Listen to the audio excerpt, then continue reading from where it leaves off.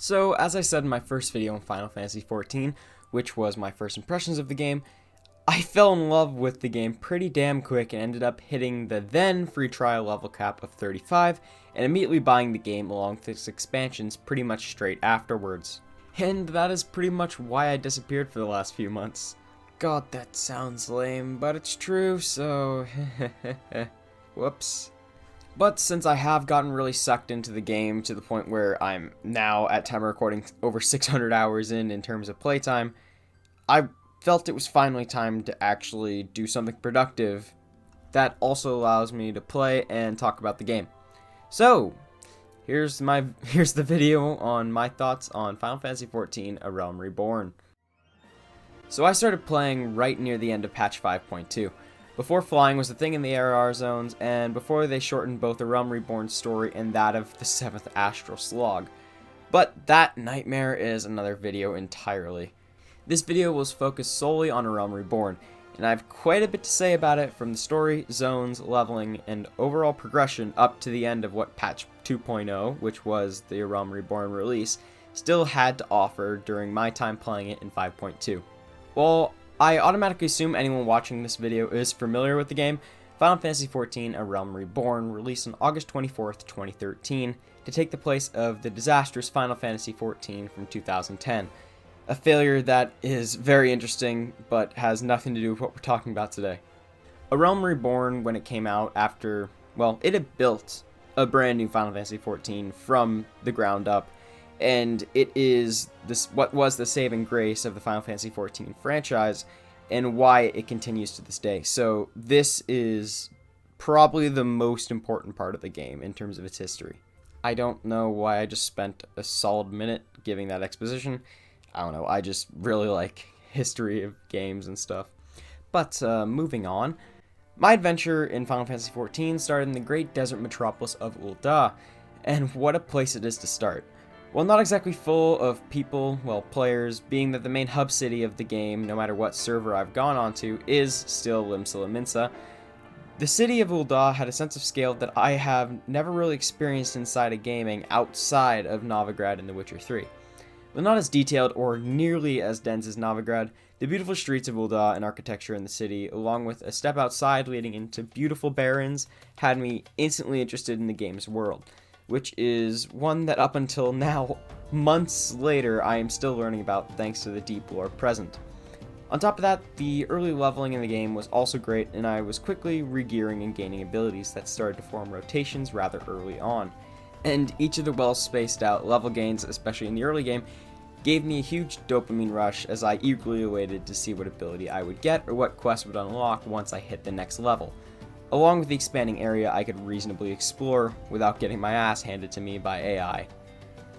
But while 14 started out strongly, the story is what hooked me in as deep as I've gotten into the game.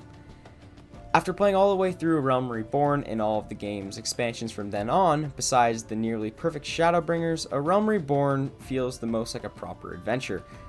You start off showing up at the gates of, in my case, Ul'dah, complete some quests in order to get acquainted and find a way to make money in the city where money speaks over all else is a creed ingrained in everyone in the city from birth.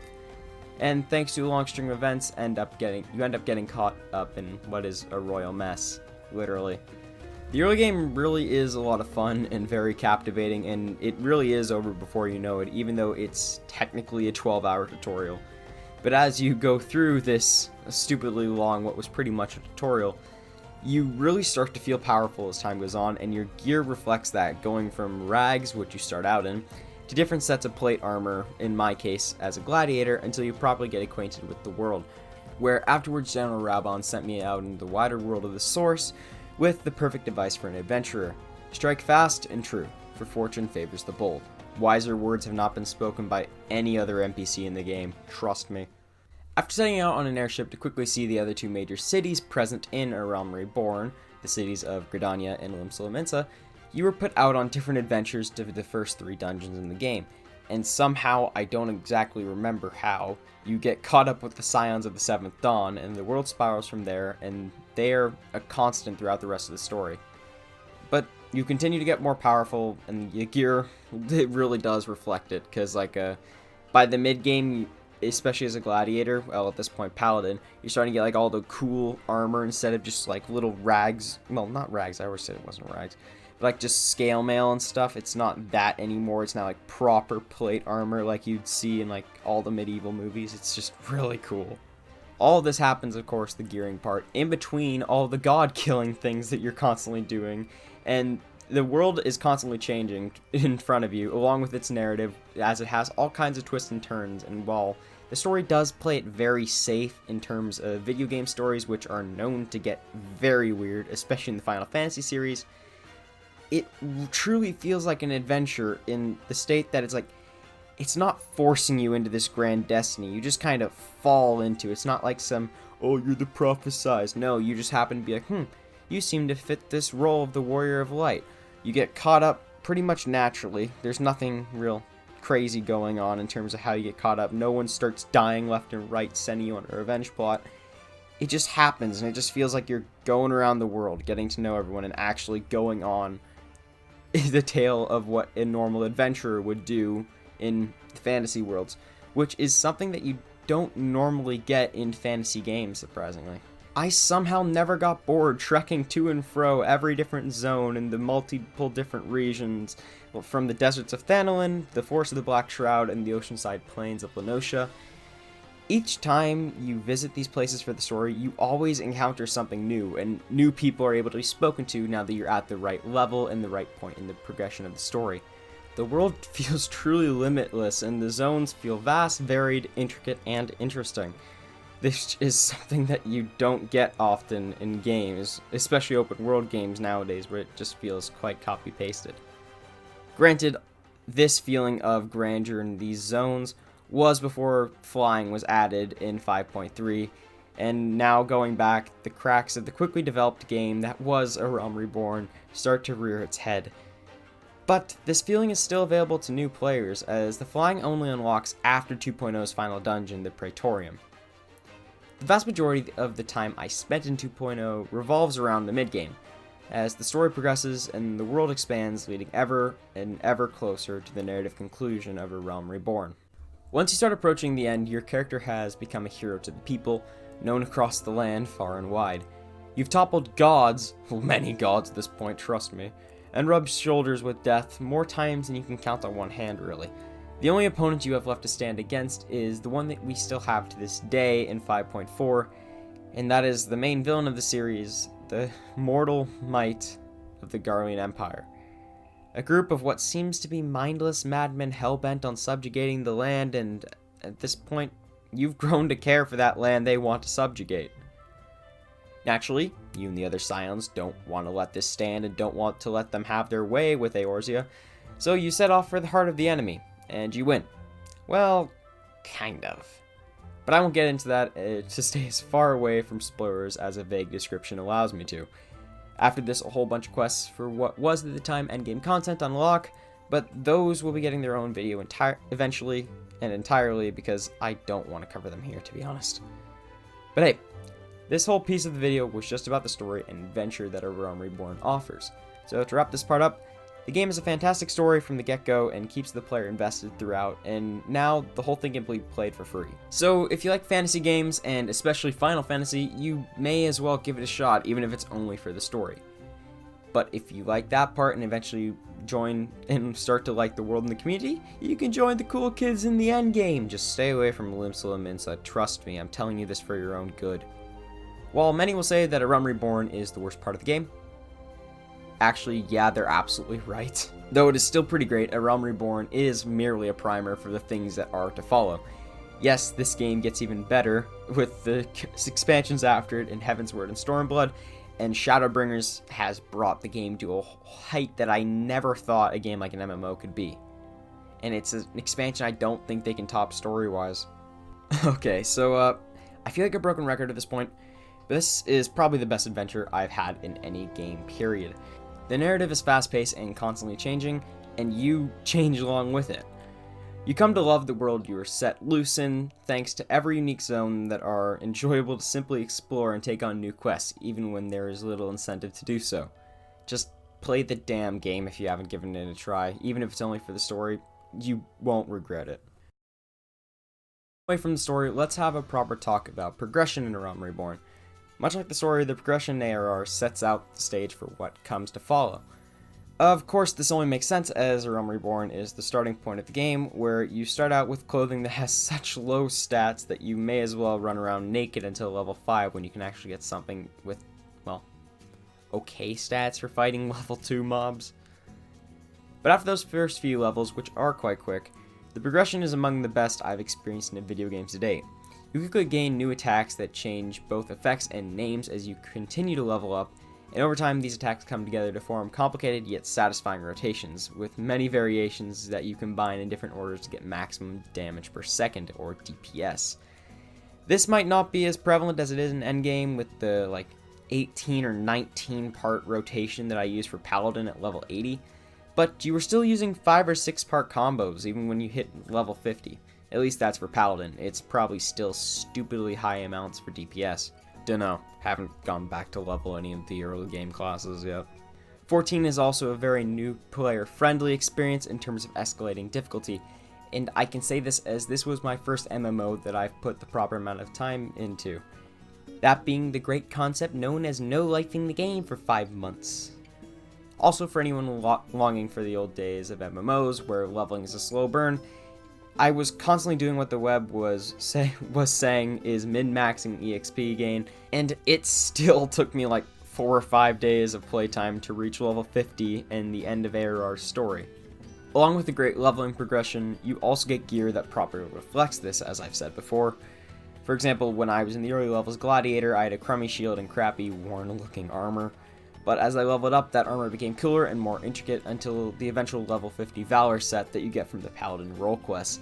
It's a night and day difference, though I still really like the look of the tank set you get from the Novice Hall along with a common sword and shield. But it still looks like Hero's gear, so who cares? Now, I only bring up this cosmetic part because I used to play ESO quite casually, of course, and it kinda irked me in that game that from the start the armor looked all cool, intricate, and powerful, while my abilities were quite weak in comparison and I could barely kill shit. That bugged me, but hey, that's just me. Now, let's talk about something that I'm always very critical of in any game, regardless of genre, the playable environments. As in most MMOs, 14 uses the tried and true zone system that allows them to make the areas faster, I believe, and it makes it so your progression to endgame takes you through zones with appropriately leveled enemies. So it's normally not a cakewalk unless you completely overlevel for where you should be in the game. A Realm Reborn consists of 17 zones in 3 major cities. There is the zones within Lenosha, with the capital city of Limsa, an area with large plains and seaside vistas thanks to its location on the island of Vilbrand. To the east on the map of Eorzea, there is the deserts of Thanalin, with the capital city of ul'dah, along with the forested Black Shroud with the city of Gridania. Along with this, there is what was at the time endgame zones of Snowy Kurthus and the swampy crystal hell of Mordona, which houses Revenant's Toll, an area you are required to become very familiar with throughout the rest of the game, as it is your home base throughout the other expansions. Now, when it comes to what I think of the zones, the short answer is that they are pretty damn good, especially when you're playing through the first time. Though they are a third of the size of the zones that we get now, and really since the first expansion, they are well designed and have great layouts that make them seem bigger than they are. Up until 5.3, they were still a decent size to go through.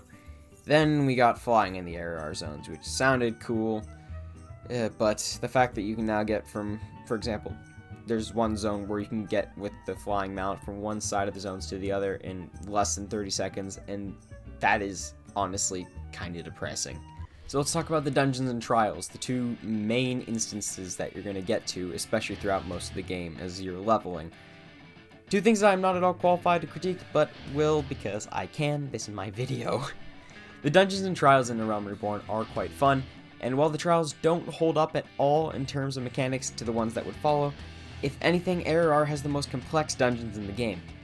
The dungeons in A Realm Reborn have more mechanics than anything afterwards, and the layout actually makes it so you need to find a path and backtrack at times, not always getting the 10 achievement points for mapping the dungeon on your first playthrough.